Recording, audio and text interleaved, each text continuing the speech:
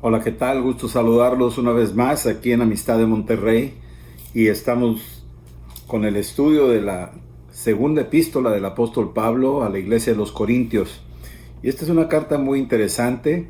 Parece ser que el pueblo de los Corintios era un pueblo que necesitaba oírlo dos veces. Jesús decía, de cierto os digo. Y cuando lo dice así, lo está diciendo para uno y para el otro oído. En la primera de Corintios veíamos cómo el apóstol Pablo estuvo atendiendo preguntas que estaban haciendo los corintios de cómo resolver ciertas situaciones que se les habían presentado, así como algunos asuntos doctrinales.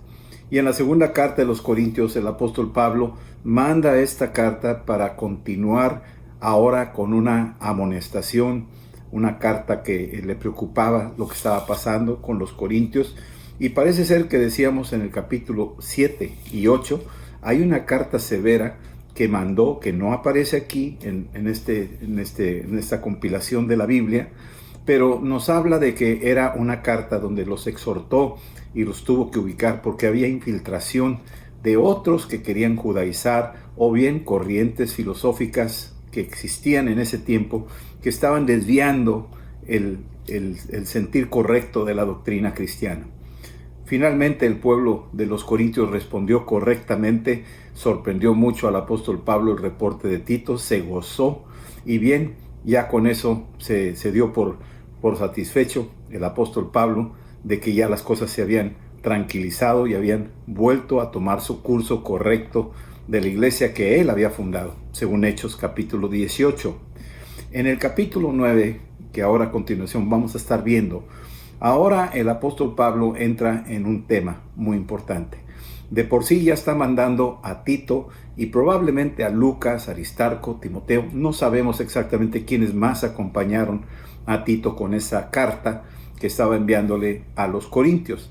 Pero también aprovechando la visita, iba a ir para que ellos pudieran llevar una ofrenda de parte de los macedonios y de otras iglesias que junto con ellos iban a continuar a la recolección del dinero o de las ofrendas de la iglesia de los Corintios, que todos estaban aportando para apoyar a los necesitados de Jerusalén. Parece que en Jerusalén había pasado alguna hambruna, tal vez alguna sequía, no sabemos con precisión, pero en esa necesidad de la iglesia de Jerusalén, ahí el apóstol Pablo, amando a los suyos, decía en alguna parte de la escritura que si ellos aportaron lo espiritual, lo correcto era que también pudieran nosotros o los demás aportar para lo material. Y entonces aquí en la carta de los Corintios capítulo 9 vamos a entrar en ese tema para que vayamos viéndolo con detenimiento y vayamos entendiendo el sentir de esta carta que tiene unos principios muy interesantes y muy valiosos para nosotros hoy en día. Capítulo 9 de la segunda de Corintios, versículo 1, dice: en cuanto a la administración para los santos, es por demás que yo os escriba. El apóstol Pablo dice, está por entendido, ya está sobreentendido de que nosotros ministramos a los santos. Nosotros ayudamos a la viuda, al huérfano, a los que están en necesidad, a los enfermos, a los que no tienen trabajo. Es por demás que se hable de eso. Esa es una característica típica del estilo de vida de los cristianos. Bien, versículo 2 dice, pues conozco, yo sé que estos principios, estos estilos de la vida del creyente, conozco por vuestra buena voluntad, de la cual yo me glorío. Yo sé que ustedes tienen una buena voluntad. Le está diciendo a los corintios, ustedes son generosos, tienen una buena voluntad. Sí, y yo me glorío entre los macedonios. Yo le platico a las iglesias de Macedonia, allá en los Corintios, esa iglesia es muy generosa, son gente muy altruista, aman a los necesitados, siempre están al pendiente. Y Pablo hablaba mucho de ellos, y entonces como que estaba empeñando su palabra al referirse a los Corintios. Sí, dice que entre los de Macedonia, que Acaya está preparada desde el año pasado. Ahí el apóstol Pablo les había pedido que prepararan siempre la recolección de esta ofrenda desde el año anterior. ¿Por qué razón? Bueno, en algún momento dado se puede entender que la intención de Pablo había sido ir allá a la recolección de esa ofrenda, pero por algún motivo no pudo llegar ahí. Y entonces desde el año anterior ya tenían preparada la ofrenda, que ya les había avisado el apóstol Pablo, y suponía de que ya estaba ese dinero o esa ofrenda lista para ser entregada. Entonces el apóstol Pablo empezó a decirle a los de Macedonia: saben que ya los corintios desde el año pasado han preparado la ofrenda, que vamos a ir a recolectar para llevárnoslas a Jerusalén, y son gente bien generosa y bien entusiasta, y los usaba de modelo para animar, dice aquí, versículo 2, sí, y para que, dice, y vuestro celo ha estimulado a la mayoría. Es decir, la manera en que los corintios estaban preparados y entusiasmados, ya juntando desde el año pasado la ofrenda para los santos de Jerusalén, bueno, entonces ese celo que tenían estimuló a las iglesias de los macedonios en toda la región para que pudieran también ellos participar. Y ya lo vimos en el capítulo 8, cómo ellos de su pobreza quisieron participar. Y Pablo los reconoce mucho, los menciona de una manera muy loable. Sí, en el versículo 3 dice: pero estoy enviando a los hermanos para que nuestro gloriarnos de ustedes no sea en vano en esta parte, para que, como lo he dicho, estén preparados. O sea, manda ahí a Tito y a los que van acompañándolos, probablemente Timoteo, probablemente Aristarco, que van a acompañarlos para recoger aquella ofrenda desde que tenían preparada desde el año pasado. Y entonces el apóstol Pablo está diciendo: pues estoy mandándoles estas personas para que cuando lleguen ya estén listos para entregarla. Versículo 4. No sea que si vinieren conmigo algunos macedonios y os hallaren desprevenidos, nos avergonzaremos nosotros, por no decir vosotros, de esta nuestra confianza. Parece ser que la costumbre era mandar primero un equipo para que recogiera la ofrenda, para que se preparara la gente. Recuerden que en aquel entonces, pues las maneras financieras y económicas de las iglesias tal vez trabajaban a través de vender su ganado, vender sus productos que hacían ellos, y tardaba tiempo en desplazarse eso y recaudar el dinero, para que después con eso ya se juntara, y eso llevaba tiempo. Por eso mandaba primero un equipo para poder hacer esa recaudación. Y una vez ya hecha, entonces Pablo iba a ir a recogerla, no llegar ese mismo día, porque no es acá como hoy en día lo podemos hacer, que abres la cartera y sacas el dinero y lo das. Así la gente no lo tenía, no estaba de esa manera hecha la economía de aquel entonces. Entonces el apóstol Pablo menciona que manda primero un equipo para hacer esa recaudación, y un tiempo después iría él. Y probablemente los macedonios, algunos quisieran acompañarlo. Pero si Pablo estuvo diciendo de que ellos ya tienen todo listo, lo han preparado, y a la hora de llegar no estuviera listo, Pablo va a quedar muy apenado por andar hablando, diciendo estas cosas, confiando de que iban a suceder, y de repente ellos no cumplieran con tener las cosas de antemano preparadas. Y entonces el apóstol Pablo diría: me sentiría yo muy avergonzado, cuando realmente los que se deberían de sentir avergonzados son ustedes, por no haber estado preparados. Entonces esto nos habla de una preparación, de una anticipación. Yo creo que en estos pocos versículos podríamos hablar de estar preparados, siempre estar preparados para toda buena obra, ¿sí? Bien, y entonces aquí en el versículo 4 decimos de que el apóstol Pablo les manda esta mención en la carta para no tomarlos desprevenidos. Ahora, esto es en lo económico. Vamos a hablar de lo espiritual. En lo espiritual todos tenemos que hacer un depósito y estar siempre alertas y preparados para la inminente venida de Cristo. No sea que cuando llegue Él nos encuentre desprevenidos, ¿sí? Y dice que va a llegar como ladrón en la noche. Entonces hay una sombra de esa mención de la segunda venida de Cristo en este tipo de estilo de hacer las cosas en cuanto al dinero. Considero que no es exclusivamente referente al dinero, sino va intrínseco la conducta, la manera de cuidar tu santidad. No sea que el Señor venga en ese momento y nos encuentre desprevenidos, ¿sí? Y entonces pues va a ser una gran sorpresa para muchos. Pensarían que iba a venir o que no iba a venir el Señor, y de repente llegó cuando menos lo esperaban. Así es que tiene un mensaje adicional esto con nosotros. Versículo 5 dice: por tanto tuve por necesario exhortar a los hermanos que fuesen primero a ustedes, para no quedar mal. O sea, yo mando primero un grupo que lleguen ahí para ver si están listos, ¿sí? Y una vez sí, para que se preparasen primero vuestra generosidad, ¿sí? Para que llegara este equipo y vayan preparando la generosidad que iban a recolectar para llevarla a Jerusalén. ¿Sí? Una generosidad antes prometida. ¿Por qué iba a llegar Pablo ahí? Pues porque ya lo habían prometido a ellos. Dijeron, ¿sabes qué, Pablo? Queremos colaborar con esta visión que tienes tú para bendecir a los santos de Jerusalén que están pasando por una dificultad. Nosotros queremos participar. Entonces lo prometieron, ¿sí? Y entonces el apóstol Pablo dice, bueno, estoy mandando un equipo previo para recolectar esta ofrenda que ustedes han prometido, para que esté lista como de generosidad, ¿sí? Algo que de ti salió, yo no te la pedí, de ti salió. Tú viste que otros querían colaborar y tú te animaste, bueno, es una generosidad tuya, fue algo espontáneo tuyo, qué bueno.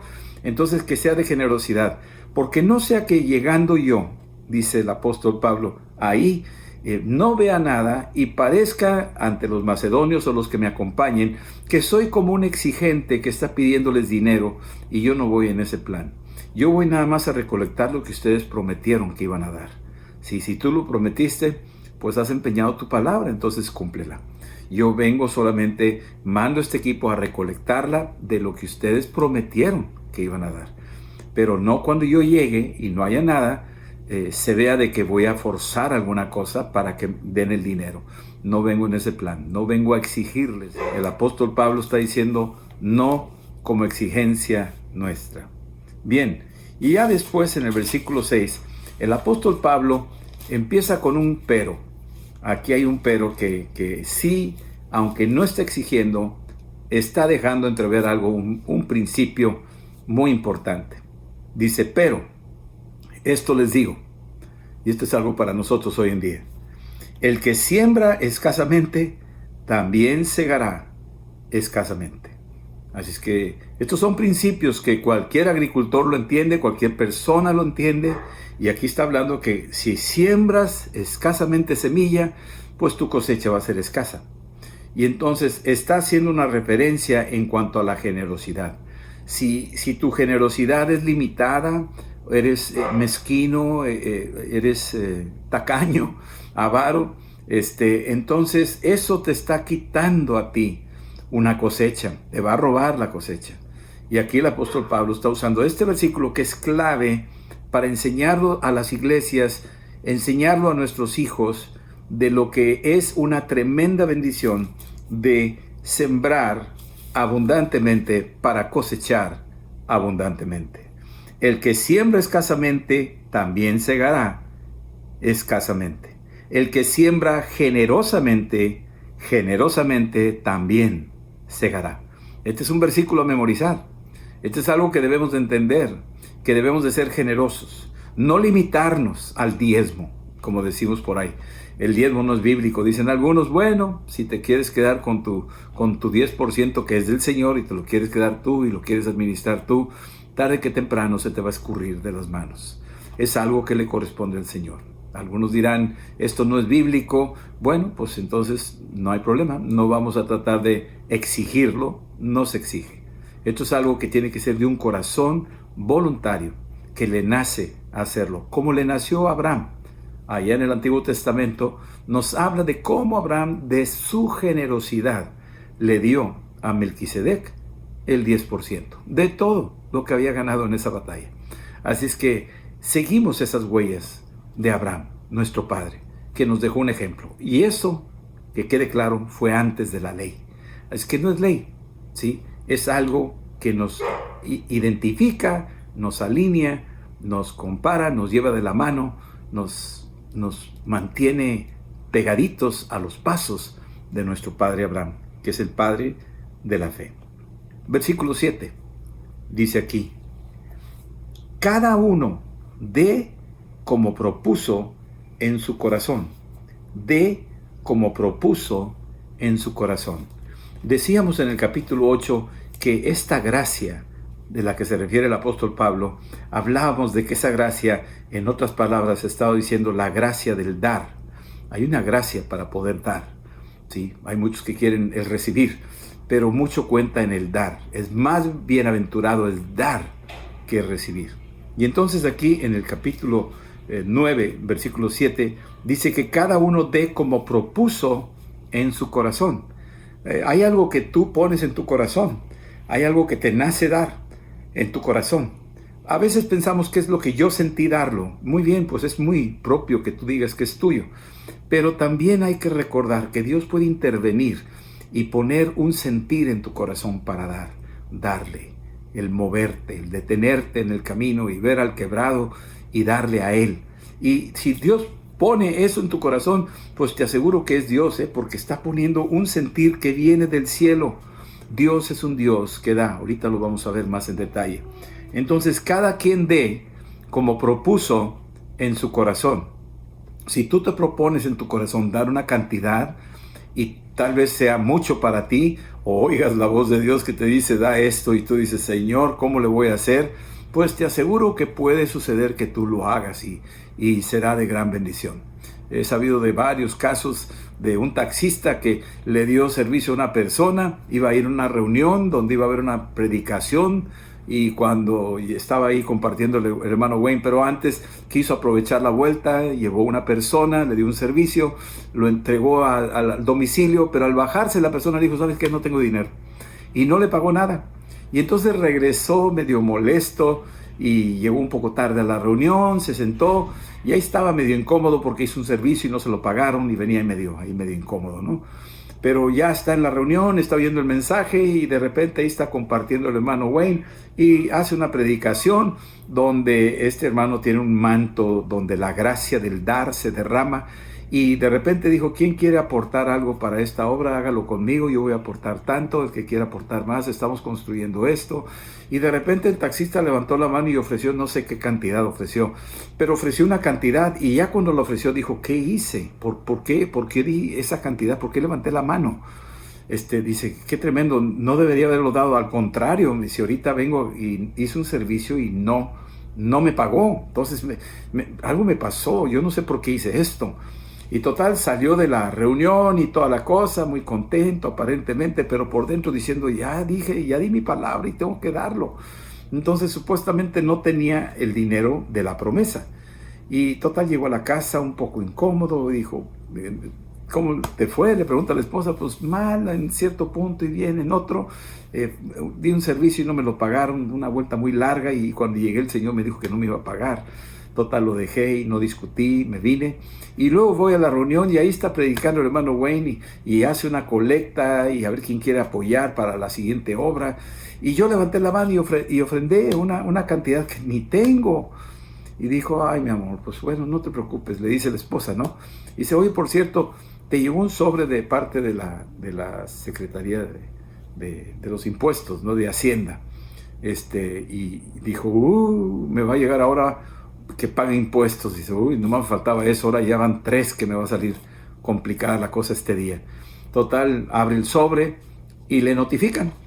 Y le dicen, señor, nada más para avisarle que usted puede pasar por su cheque a las oficinas para tal día, porque usted se acreditó en el balance financiero a favor suyo esta cantidad. Y era una cantidad superior a la que él había prometido. Y eso yo lo oí de su boca. Y cuando yo vi eso me dije, wow, cada quien dé como propuso en su corazón y no se queje, no se queje. Tranquilos, porque Dios está viéndonos cómo reaccionamos, cómo respondemos, si es que le hacemos caso o no. Y si le hacemos caso, Dios va a hacerlo. Tengo un ejemplo clásico, ¿sí? De otro amigo, Alfredo González. Él estaba ahí con su poquito dinero en una iglesia, ahí estaban alabando a Dios y de repente sintió en su corazón darle al que estaba enfrente esa cantidad. Y total, le toca la espalda y era todo lo que él tenía. Saca su dinero, le dice, Dios me dijo que le diera esto, y le da el dinero, se lo pone en las manos y el otro se le queda viendo y se pone a llorar y le dice, muchas gracias. Y le dice, ¿sabe qué? Ahorita yo estaba adorando y alabando a Dios y yo estoy preocupado porque no tenía dinero para las medicinas para mi esposa, pero usted me está ayudando ahorita y yo veo que es una respuesta de Dios. Y dice, pues no sé, pero Dios me dio esta señal y yo se la estoy poniendo en sus manos, es para usted. Y entonces se quedó ahí Alfredo diciendo, pues ya la di, y me quedé sin nada, así que ya me voy. Y entonces terminó la reunión y fue saliendo, y yo creo que ni dio 10 pasos. y se atravesó alguien, le dice, hola Alfredo, ¿cómo estás? ¿Qué tal? ¿Cómo estás? Y lo agarra, le toma la mano y le pone ahí varios billetes en su mano. Y dice, Dios me dijo que te diera esto. Y en ese momento, Alfredo ve la cantidad duplicada de lo que él dio. Se quedó Alfredo conmovido de la forma en que Dios le respondió a él instantáneamente. Ahora, yo no quiero que demos por necesidad. Aquí lo dice el apóstol Pablo. No por necesidad, no por exigencia, ¿sí? Aquí dice, cada uno dé como propuso en su corazón, no con tristeza, ¿sí? Ni por necesidad. Algunos lo hacen por necesidad, pues por un lado por tristeza, pues ni modo, me obligó y pues, me vi obligado a darlo y qué triste, ¿verdad? Yo hubiera usado ese dinero en otra cosa y empiezas a ponerte así.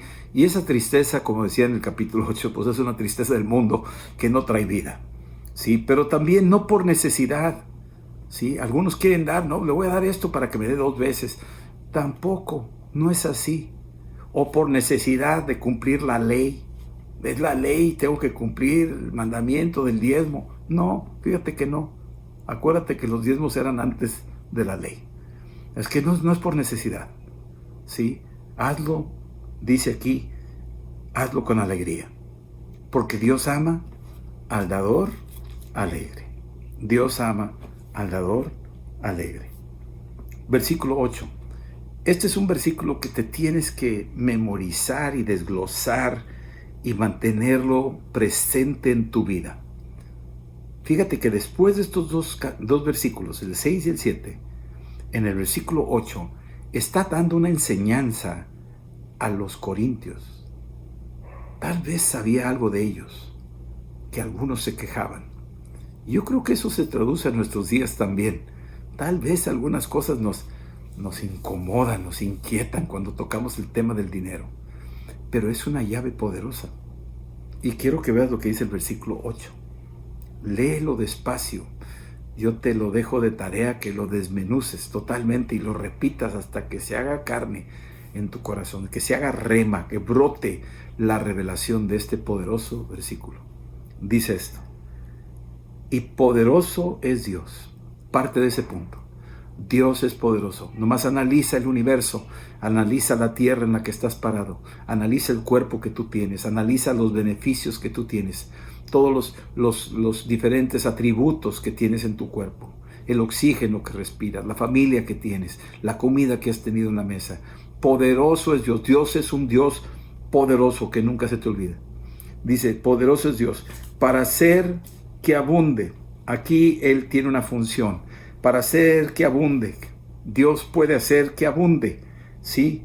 Que abunda en todos ustedes toda gracia. Abunda toda gracia. Toda gracia. Cuando dice toda gracia, incluye esa gracia que mencionamos en el capítulo 8, donde dice esa gracia. ¿A qué se refería? La gracia del dar. Poderoso es Dios para hacer que abunde toda gracia. Y acuérdense que no es nada más la gracia del dar. Abarca muchas cosas la gracia de Dios. Entre ellas la más importante es la salvación. La gracia. Por gracia sois salvos. Por medio de la fe. Si esto no es de ustedes, esto es un don de Dios. Para que nadie se jacte. Así es que poderoso es Dios para que abunde en vosotros toda gracia. Con un fin. Subraya esa palabra. Esa gracia tiene un fin. La gracia del dar tiene un porqué. Si Dios puso en tu corazón algo para dar, tiene un propósito. Escúchame, no es para hacerte pobre, no. Aquí dice, tiene un fin, a fin de que teniendo siempre, subráyalo, es teniendo siempre. Número 1, teniendo siempre. Me gusta mucho eso. Tener siempre. No vas a escasear nunca. Aquí dice teniendo siempre. Y luego dice en todas las cosas. Todas las cosas. Vas a tener siempre en todas las cosas. Aquí dice todas las cosas. Todas las cosas. Teniendo siempre en todas las cosas todo lo suficiente. ¿Qué tanto puedes llenar una copa, una taza, y se llega a su límite? ¿qué va a suceder si le sigues echando? Se va a derramar, ¿sí? Entonces, la capacidad de la taza está a su límite. Y tú también te va a dar lo suficiente. Cuando tú ya no puedes, ¿para qué quieres más? Ya se te dio, ya estás hasta el nivel, tu copa está rebosando. Está suficientemente bien completa, repleta, remecida. Estás suficientemente bien atendido. Poderoso es Dios para hacer que abunde toda gracia, a fin de que teniendo siempre en todas las cosas todo lo suficiente. Todo lo suficiente. ¿Por qué quiere Dios darte todo lo suficiente en todas las cosas? Teniendo siempre. ¿Para qué? Para que abundes para toda buena obra. Para que abundes para dar. Dios quiere bendecir a su pueblo, pero no para que se quede con los tesoros. No. Dios quiere que los repartas. Es como el pan que nuestro Señor tomó de la canastilla de ese niño, que le prestó esos 5 panes, esos 2 peces, y oró por ellos el Señor. Y cuando los bendijo, los fragmentó y los repartió. Y los discípulos no se lo comieron. Los discípulos continuaron repartiéndolo. Y en la medida que lo iban repartiendo, abundaron para toda buena obra. Se empezó a multiplicar. Resultado final, devolvieron 12 canastos de puros pedazos de pan, de todo lo que sobró. Entonces, aquí estamos aprendiendo una lección.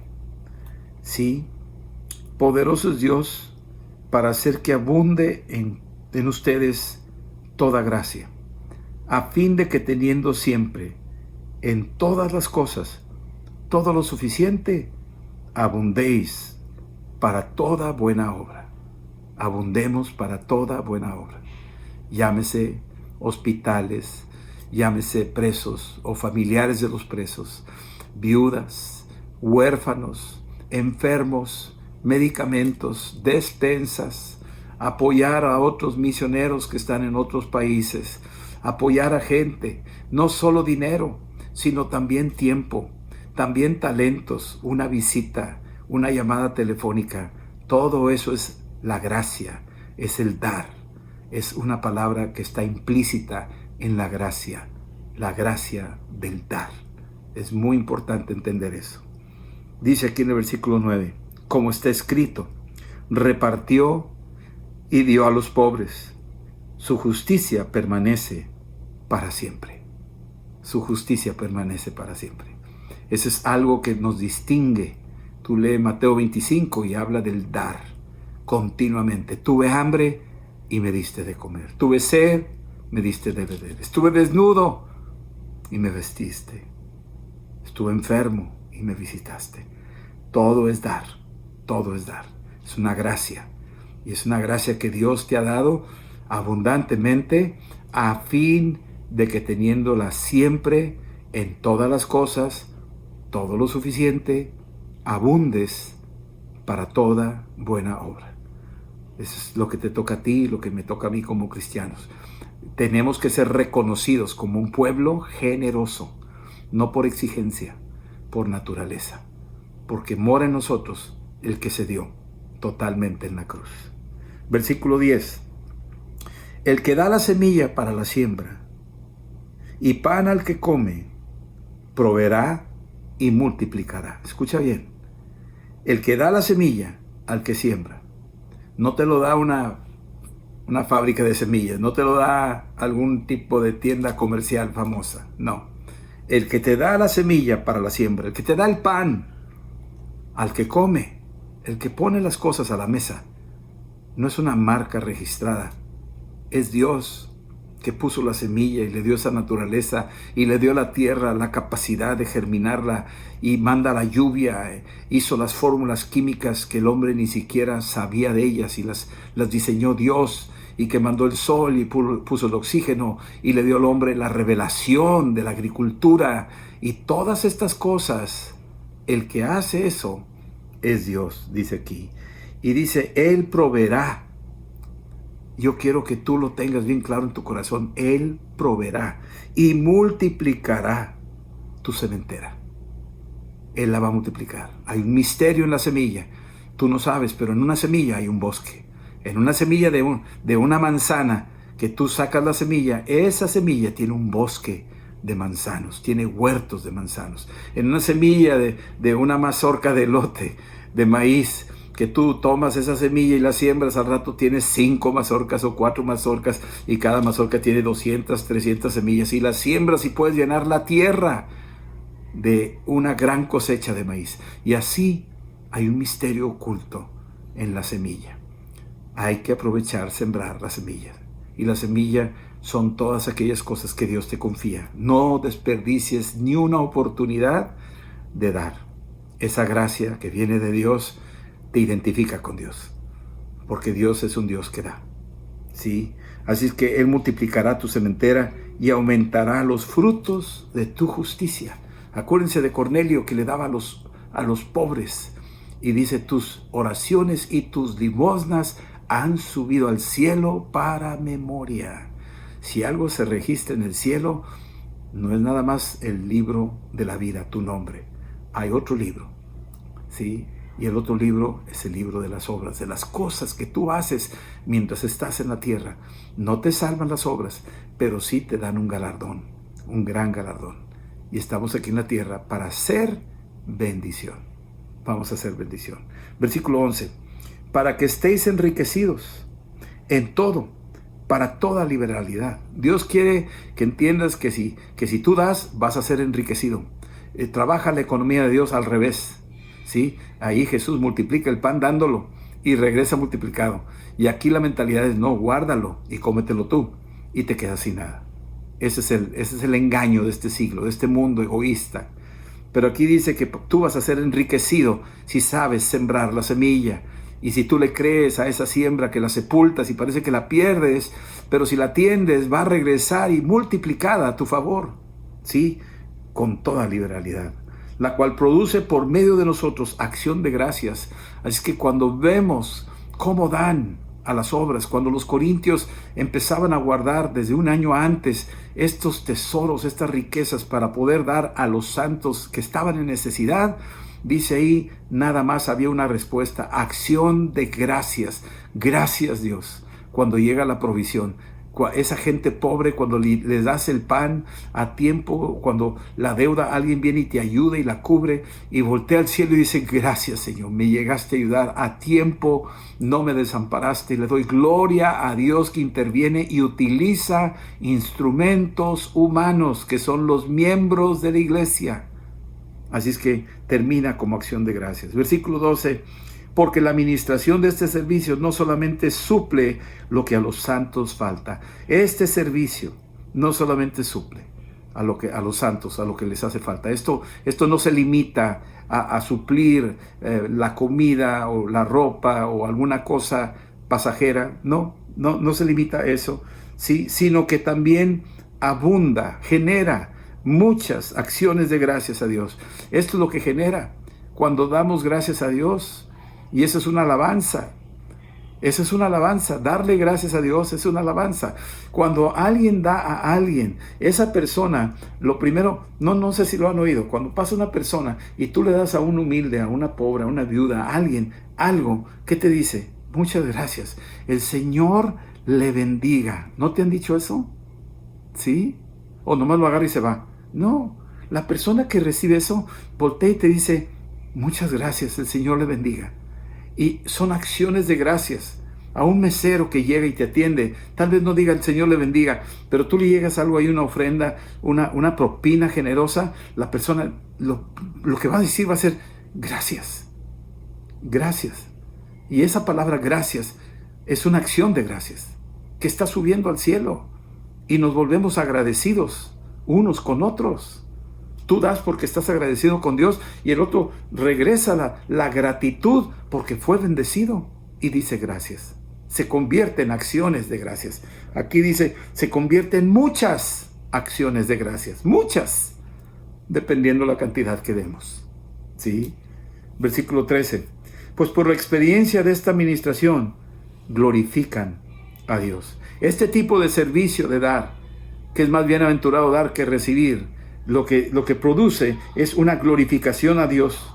Por la obediencia que profesáis al Evangelio de Cristo, obedeces el Evangelio de Cristo. ¿Y qué quiere decir eso, obedecer el Evangelio de Cristo? Pues es el Evangelio, quiere decir que de tal manera amó Dios al mundo, quiere decir que Cristo se murió en la cruz y resucitó de los muertos. Todo el concepto del Evangelio es un dar. Y entonces nosotros obedecemos esa verdad del Evangelio. El Evangelio es un mensaje que vino alguien a dar todo para librarnos a nosotros gratuitamente. Tú no pagaste nada, pero a él sí le costó todo. Entonces, este misterio nos tiene que ser revelado. Y el apóstol Pablo está enseñándoles como a un papá a sus hijos el principio del dar. Mi amado, yo te recomiendo que tú lo vivas, lo practiques, pero no solo tú, sino que lo enseñes a tus hijos. Pastor, enséñalo a tu iglesia, enséñalo, no te dé pena, enséñalo. Los vas a bendecir si les enseñas este misterio, el misterio del dar. Y dice aquí, por la liberalidad de vuestra contribución para ellos y para todos. Va a haber acciones de gracias por la liberalidad. Es decir, por la soltura, por la gracia, por la forma generosa, voluntaria, espontánea con que damos, va a ser de gran bendición para ellos, es decir, para los santos y también para todos. Te incluye a ti. Decíamos en la clase pasada, ahí en el capítulo 8, que era una bendición bilateral. Es una bendición bilateral. Cuando tú das, también eres bendecido. Trabaja de dos maneras, cuando se va y cuando regresa. Esa bendición bilateral es para todos, incluyéndote a ti. Bien, versículo 14. Asimismo en la oración de ellos por vosotros, a quienes aman, a causa de la superabundante gracia de Dios en vosotros. ¿Qué quiere decir eso? Que cuando llega la bendición a otros lugares, a otras naciones, a otras personas que ni siquiera te conocen, ahí va a llegar. Yo me acuerdo muy bien cuando llegué allá en la zona de la Sierra de Oaxaca. Estuve ahí y algunos llegaron y me dijeron, ¿usted conoce al hermano Wayne? Y yo decía, sí lo conozco, al hermano Wayne Myers. Dice, nosotros no lo conocemos, pero si usted lo conoce, por favor dígale que le mandamos nuestro agradecimiento porque él nos mandó poner los techos a nuestras iglesias, ¿sí? Y aquí varias iglesias de la región, de la sierra, pues todos hemos recibido los techos que nos ha mandado ahí y sabemos que es del hermano Wayne. No lo conocemos, le digo, pero nos manda el recurso y podemos comprar las láminas y con eso techamos en nuestras congregaciones. Entonces estamos bien agradecidos con el hermano Wayne, que Dios lo bendiga mucho a él. Y entonces esto te habla a ti de un modelo. Hay hombres y mujeres que tienen esa particularidad de dar. Y debemos de imitarlos, no decir, no, pues él trae ese don, gloria a Dios, es su don. No. No es un don exclusivo de cierta gente. Esta es una gracia que ha sido dada a todos nosotros. Se nos dio. Y si se nos dio, tenemos que darla. No te la puedes quedar nada más. Hay que darla. Y dice aquí en el versículo 14, asimismo, en la oración de ellos por vosotros, a quienes aman, a causa de la superabundante gracia, mi amado, dice aquí en el versículo 8 del capítulo 9, que Dios es poderoso para hacer que abunde en ustedes toda gracia, una superabundante gracia, tiene un fin, de que teniendo siempre en todas las cosas, abundéis, dice en todas las cosas todo lo suficiente, no te va a faltar nada, abundéis para toda buena obra. Y concluyo en el versículo 15 esta palabra.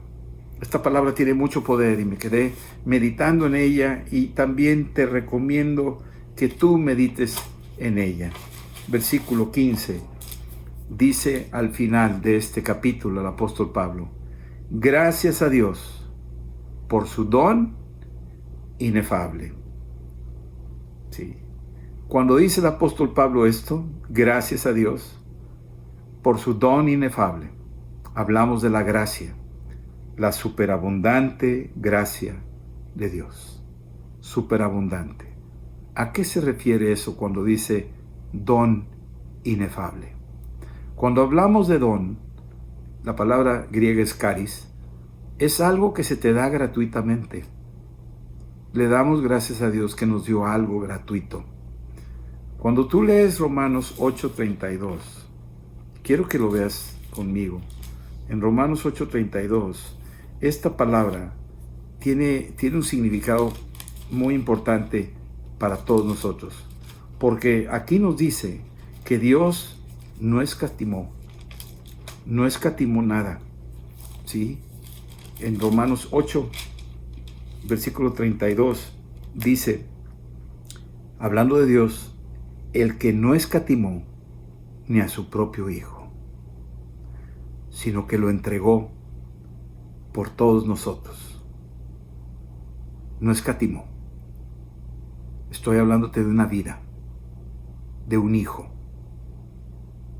Dios nos dio su único hijo y no lo escatimó. Eso es un don inefable. Es algo que no tiene explicación. Es algo que rebasa nuestra capacidad de comprensión. Rebasa nuestras matemáticas, rebasa nuestros propios intereses y motivaciones, rebasa todo. Dios no escatimó ni a su propio Hijo, sino que lo entregó por todos. Te incluye a ti, me incluye a mí. Y si Él lo hizo así, ¿cómo no nos dará también con Él todas las cosas? Con Cristo, si lo dio a Él para nosotros, ¿cómo no nos dará junto con Él todo lo demás? Y si es así, nos toca a nosotros dar también. Ese es un don inefable. Es una gracia superabundante de parte de Dios, que produce alabanzas, que produce gratitud, que produce alegría y gozo y alivia, que produce grandes cosas cuando sabemos dar. Vuelvo a decirlo, no es solo dinero, es dar. Dar tu vida, tu tiempo, tus talentos, tu atención, tu paciencia, tu amor, tu comprensión. Dar. Dar. Dar lo que tienes. El Evangelio. Compartirlo. Y que la gente lo conozca a Cristo. Que lo reciba. Este don inefable, concluyo diciendo esto. El don inefable es la profundidad más profunda del dar. Es un encuentro entre la pobreza y la riqueza cuando se abrazan. Este don inefable es el misterio del dar. Son las matemáticas divinas, donde 5 panes le dan de comer a 20,000 personas y se te devuelven 12 canastos llenos de pedazos de pan. El don inefable es la motivación del dar. ¿Por qué das? ¿Por qué estás dando? ¿Por tristeza? ¿Por necesidad? ¿O porque hay un propósito? Que Cristo sea conocido. ¿Estás imitando a alguien que lo hizo contigo? Ese es el don inefable. El don inefable es el poder del dar. El don inefable es: de tal manera amó Dios al mundo, que dio a su único Hijo, para que todo aquel que en Él crea no se pierda, mas tenga vida eterna. El poder de Dios, el poder del dar, es el amor. Cuando tú das, dalo con amor, no con tristeza, no por exigencia. Dalo porque amas, solamente porque amas. Dios te recompensará por eso. El don inefable produce efectos. los efectos del dar. ¿Qué produce? Alabanza, gratitud, conversiones, almas que se inscriben en el libro de la vida. Eso es lo que produce el don inefable. El don inefable también trae fruto, y muy buen fruto. Se reproduce. Se reproduce. Los macedonios oían que los corintios daban y ellos dijeron: no nos quedaremos atrás, nosotros también queremos dar. Y tú lee lo que hizo el rey David en sus últimos días cuando dijo: yo tengo un tesoro para construir la casa de mi Dios. ¿Quién quiere dar voluntariamente conmigo? Y se reprodujo. Muchos dijeron: nosotros también queremos dar. Sí. El don inefable es un atributo de Dios. Es un atributo de Dios. Es lo que emana a Dios. Es un dar continuo. Y el don inefable es la nueva naturaleza del creyente. Un creyente nacido de nuevo por naturaleza se sacrifica totalmente. Se da totalmente.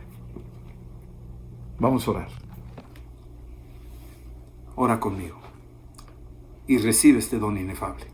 Dile: Señor Jesús, te doy gracias por venir a mi vida y yo te recibo como mi Salvador.